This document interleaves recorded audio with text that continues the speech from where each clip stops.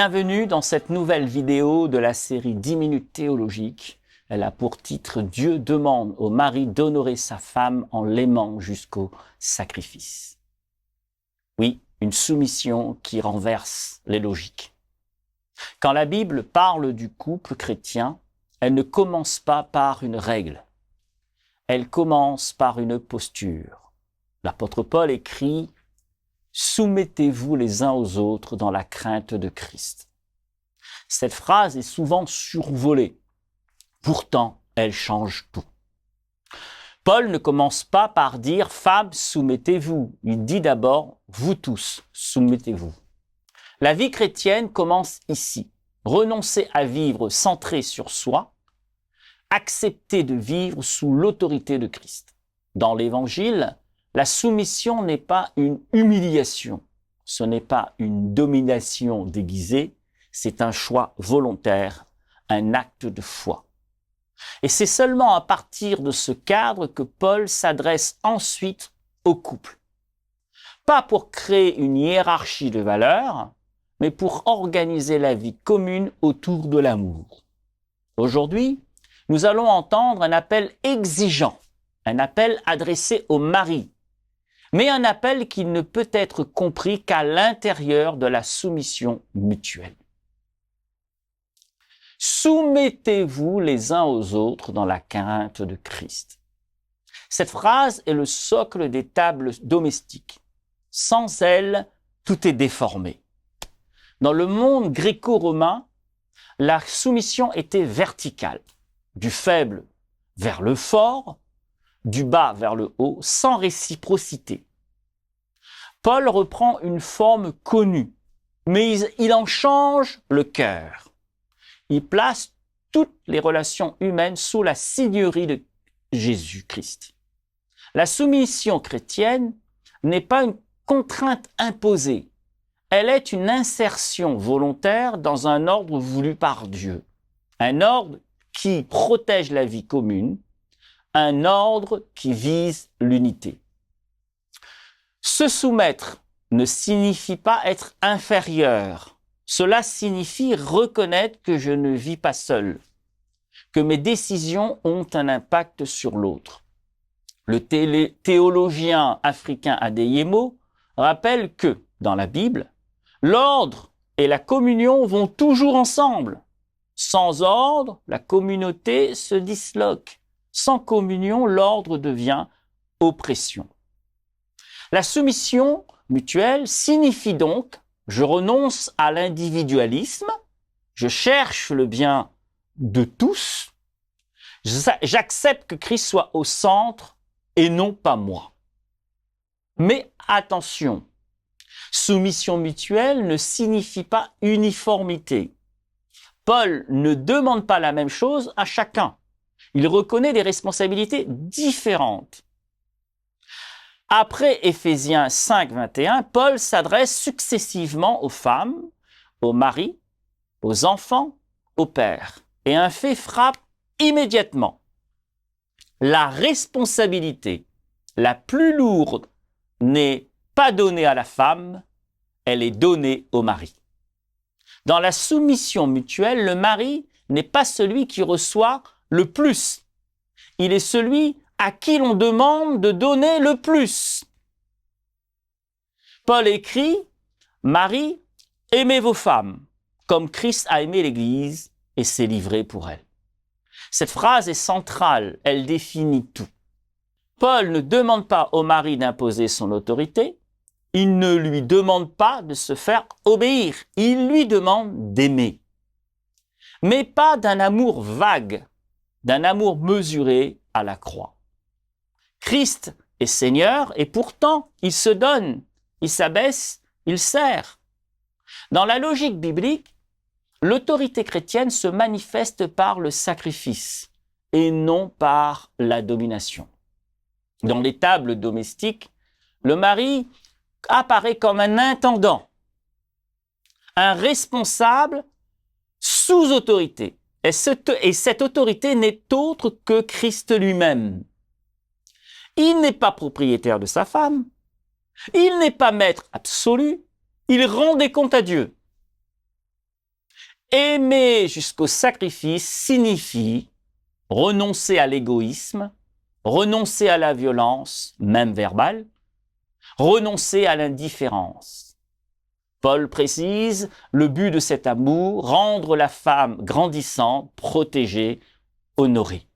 L'amour du mari doit permettre à la femme de respirer, de se tenir debout, de s'épanouir. Dans Colossiens, Paul ajoute une mise en garde très concrète. Ne vous aigrissez pas contre elle. L'amertume détruit la soumission mutuelle. Elle recentre tout sur le moi. Elle empoisonne la relation. Le théologien Thienou souligne que, dans une vision africaine, chrétienne, la vraie force d'un homme se mesure à sa capacité à préserver l'harmonie du foyer. L'homme qui écrase sa femme affaiblit toute la communauté. Dans la soumission mutuelle, le mari accepte donc une perte volontaire. Il accepte de ne pas toujours avoir le dernier mot. Il accepte de se remettre en question. Non parce qu'il est faible, mais parce qu'il suit Jésus-Christ. La soumission mutuelle ne commence pas avec Paul. Elle traverse toute la Bible. Dès la Genèse, Dieu dit « Il n'est pas bon que l'homme soit seul. La femme est créée comme une aide qui lui correspond, pas comme une servante, pas comme un objet, mais comme une partenaire. » L'homme reçoit alors une responsabilité claire, quitter, s'attacher, devenir une seule chair. Cette unité suppose déjà une soumission mutuelle. Personne ne peut imposer sans détruire l'unité. Mais cette logique atteint son sommet en Jésus-Christ. Dans l'Évangile selon Jean, juste avant la croix, Jésus pose un geste bouleversant. Il se lève de table, il prend un linge, il lave les pieds de ses disciples.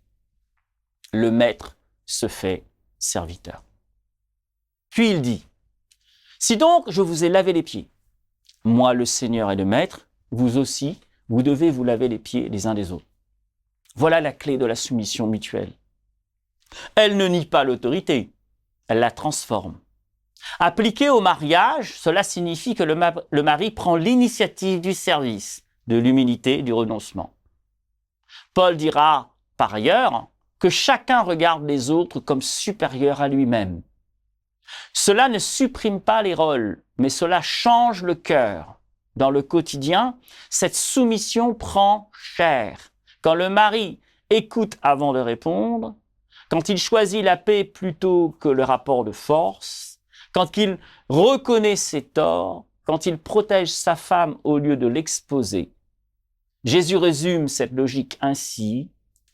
Le Fils de l'homme est venu non pour être servi, mais pour servir et donner sa vie. C'est exactement ce que Dieu demande au mari. Honorer sa femme, une soumission spirituelle concrète. L'apôtre Pierre complète l'enseignement de Paul. Il écrit « Marie, vivez avec vos femmes avec compréhension. Honorez-les comme des cohéritières de la grâce de la vie. » Honorer signifie reconnaître la valeur, accorder du poids, prendre au sérieux. Honorer sa femme, ce n'est pas seulement éviter le mal, c'est poser des actes positifs, écouter, protéger, encourager. Pierre ajoute une raison décisive, afin que rien ne fasse obstacle à vos prières. La relation conjugale est un lieu spirituel. Un mari ne peut pas séparer sa foi de sa vie de couple. Un homme peut prier, il peut servir à l'Église, mais s'il méprise sa femme, sa relation avec Dieu est atteinte. La soumission mutuelle se vérifie ici. Le mari se soumet à Dieu en honorant celle qui partage sa vie. Pierre va encore plus loin. Il rappelle que la femme est cohéritière de la grâce, égale devant Dieu, associée pleinement au salut. Dans un monde marqué par le patriarcat, cette parole est profondément contre-culturelle. Elle l'était au 1er siècle, elle l'est encore aujourd'hui. En conclusion, la soumission mutuelle n'efface pas les responsabilités, elle les transfigure. Dans le couple chrétien, chacun renonce à vivre pour soi, mais le mari est appelé à aller plus loin, à aimer jusqu'au sacrifice. Christ n'a pas perdu sa dignité en se donnant, il a révélé le cœur de Dieu. De la même manière, le mari révèle Christ quand il aime, quand il honore, quand il protège. Aujourd'hui, Dieu n'appelle pas à la domination, il appelle à une soumission partagée, placée sous la seigneurie de Christ.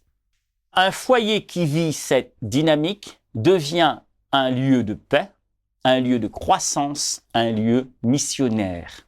Que nos couples racontent quelque chose de l'Évangile.